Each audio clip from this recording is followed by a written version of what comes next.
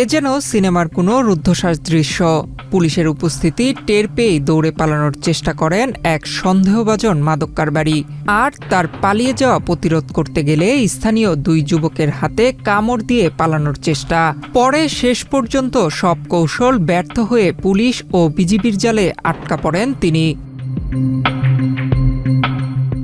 গোপন সংবাদের ভিত্তিতে পুলিশ বিজিবি যৌথ অভিযানে কুড়িগ্রামের ভুরুঙ্গামারী উপজেলার বলদিয়া ইউনিয়নের ৪ খলিশাকুড়ি থেকে এক মাদক কারবারিকে আটক করা হয়েছে।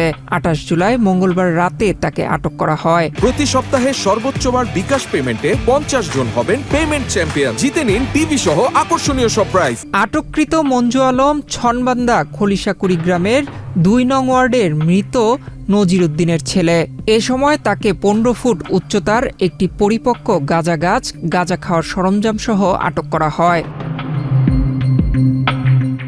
এ সময় উপস্থিত ছিলেন ভুরুঙ্গামারী পুলিশ সার্কেলের সহকারী পুলিশ সুপার মুনতাসির মামুন মুন ও বিজিবির সোনাহাট কোম্পানি কমান্ডার সুবাদার ফরিদুল ইসলাম খান।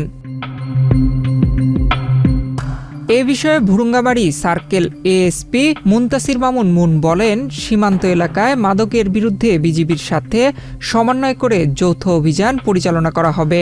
আটক ব্যক্তির বিরুদ্ধে মাদকদ্রব্য নিয়ন্ত্রণ আইনে নিয়মিত মামলা রুজু করা হচ্ছে। এ ধরনের অভিযান অব্যাহত থাকবে। নিয়মিত মামলা হবে, সকল আইনি প্রসেস হবে। ওকে আঘাত করছে সেটাও আমরা ওইভাবে মামলায় দিয়ে দিব। ঠিক আছে, কামড় দিছে এরকম দিছে।